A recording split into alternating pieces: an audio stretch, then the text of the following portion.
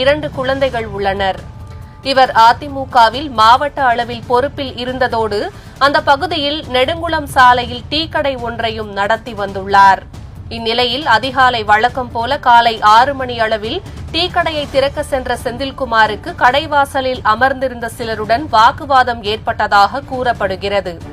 அந்த மர்ம நபர்கள் போதையில் இருந்ததாகவும் கடை முன் மது அருந்த வேண்டாம் என செந்தில்குமார் கண்டித்ததை தொடர்ந்து தகராறு ஏற்பட்டதாகவும் சொல்லப்படுகிறது.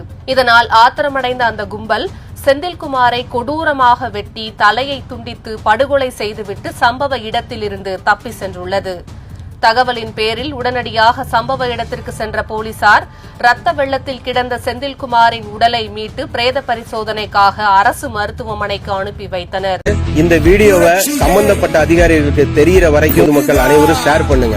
இவன் வழக்கறிஞர் SOP விஜய் மகாலிங்கம், மதுரை புறநகர் மேற்கு மாவட்ட செயலாளர்.